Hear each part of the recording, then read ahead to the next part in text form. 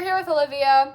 In South Carolina right now, it is currently storming and we're under tornado warning, so that's fun. It's very dark outside for being like the afternoon. Anywho, besides the awful weather, I had a little bit of fun watching Godzilla X Kong. Even though the plot, story, structure made no sense whatsoever, it was still really fun and goofy. And in this review, I'm going to talk about it. So before we get started, make sure to subscribe and hit that notification bell. Check out something from my merch store, and then let's get started. Okay, so this review is going to be spoiler free. Not that there's really anything to spoil because, kind of says it in the title, Godzilla X Kong. And also, there's nothing serious or big about this movie. There's nothing I could give away because I didn't understand anything going on. All I knew about was the beef between Godzilla and Kong. So this movie kind of takes place a little after Skull Island. It has the same characters. The little girl who has an ancestry and descended from people who lived on Skull Island long ago. Her name was Gia. And then Dr. Eileen Andrews, a scientist lady. So anywho, they've been kind of monitoring Kong and Godzilla, making sure their paths never cross. Godzilla is kind of an anti-hero in this movie. He's destroying things, but also he's protecting the people. So he's fighting monsters that could hurt the citizens, but he's kind of killing a lot of the people in the process because he's massive and not very mindful about where he's stepping. And Kong's depressed and going through something in this movie because he's the only giant gorilla titan of his kind. There's nobody else that's like him. So Bro's searching around his creepy island looking for anything that's like him. But it is very important that Godzilla and Kong do not cross paths, or else there will be an all-out war between the two. So Kong's little island place he's on is called Hollow Earth. Well, it turns out there's an even bigger threat in a deeper part of Hollow Earth. Planet Earth has so many more layers. So under the human civilization, there's Hollow Earth, and then under Hollow Earth, there's something even bigger with a worse threat. Now, I won't spoil that because that part was actually pretty cool. But yeah, and then the humans, of course, get involved. The scientist lady, her daughter, the man who carried this whole movie, best character, Trapper, just a complete bozo. And they're following Kong to figure out what he's doing. So basically, that's, kind of the whole movie. Kong finds something, bigger threat. Godzilla and Kong eventually do meet up, but the outcome is different than what's expected of them to do. They still fought, but was it each other? Even though this movie had a lot of plot holes and kind of was very silly because, come on. You're telling me there's just layers to Earth's core and Godzilla and Kong can just go through them? And some other things that, you can't think about too much. You just really can't think in this movie. You just gotta enjoy the action, enjoy the fun, massive, colorful characters. You can't think and try to piece together how to make this movie make sense. Although I will say, this movie was beautiful. They really played on those vibrant colors, which I loved. Godzilla X Kong was not a dark, dingy Batman type movie where they were trying to be gritty and make the monsters look big and scary and mysterious. No, they really made it fun and special. Hollow Earth is gorgeous. All the creepy animal variants are gorgeous. The crystal caves and the deeper core of Hollow Earth is beautiful. Godzilla, who kept going on side quests this whole movie until he eventually met up with Kong, was really cool because he kept leveling himself up. He was kind of doing a side thing. He was fighting other titans and trying to kill them so that he could take their power and energy and become Ultra Super Saiyan Godzilla. I don't know. But Godzilla X Kong was very gorgeous. And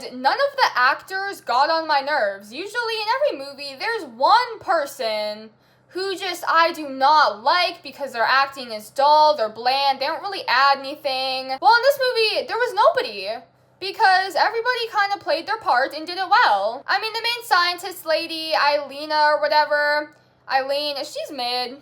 She's not a great actor, but she's chill. She didn't do anything great for me, but she didn't do anything that was oh, I hate her, she's so bad either. She was just, playing her part. Gia, the little girl, was really good too.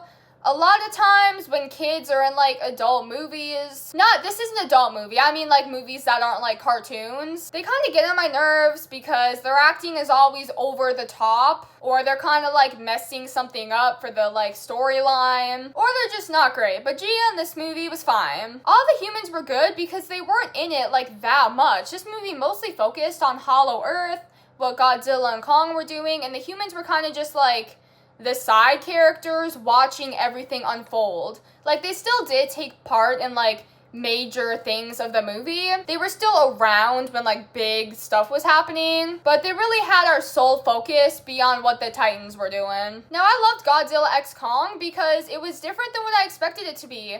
I thought it would just be like a dumb Godzilla times Kong fighting movie, where they'd be in like the cities and everything would be destroyed around them as they're battling each other.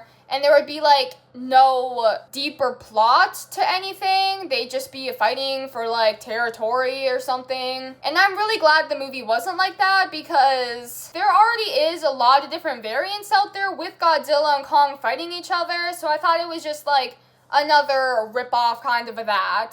Although the title, Godzilla X Kong, is very misleading. It does kind of give off that like Godzilla and Kong fighting each other the whole time, when in this movie, they didn't like fight each other at all. Like, they maybe did for a little bit until something else happened, but that wasn't really what this movie was about at all. So I feel like they should like give the title something different, and then it would like draw in more audiences who would like actually want to see it. But I'm really glad I watched it, because it was way different than what I expected. Honestly, if you haven't seen this movie, I highly recommend it. It is very fun.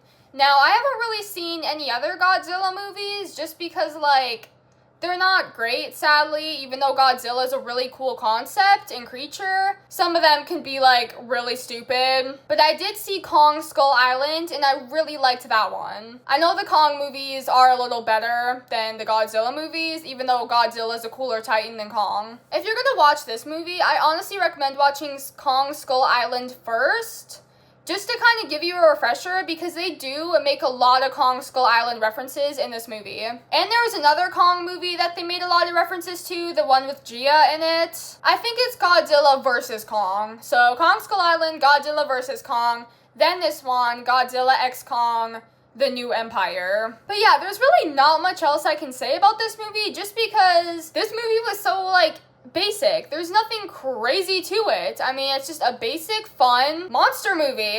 There still is that whole, like, mystery of, like, what the main threat is in the deeper core of Hollow Earth, and, like, what's really going on down there, and what's wrong with Kong. So there is still more, like, a complexer storyline than just Godzilla and Kong fighting each other. It's not like that stupid, but it's still stupid. Oh my gosh, the wind is like shaking our house right now. It's so windy right now. The only thing else I can really say about this movie was the characters. I mean, besides their acting, that was good, but the characters themselves were good too. Like, they didn't like overstay their welcome and like focus too much on the characters, which I really liked. Trapper was hilarious. After Trapper got introduced in this movie, the whole time during the rest of the movie, me and my dad and brother were like, Trapper's got it. Or anytime there was a problem, we'd say, Trapper can fix it. There's a massive storm outside right now. Call up Trapper. I don't know. Here I'm calling the movie Godzilla X Kong stupid, but we're probably just as equally dumb. Anywho, if you haven't seen this movie yet, check it out. Especially if it is storming where you're at, or like a rainy day. It's really fun, and will make you feel like you've lost some brain cells after watching it, but it'll be worth it. Make sure to comment your thoughts if you've seen this movie, or if you've seen any other Godzilla times Kong movies. Like if you've enjoyed, subscribe, and hit that notification bell. Thanks for watching, and I hope I'll see you around.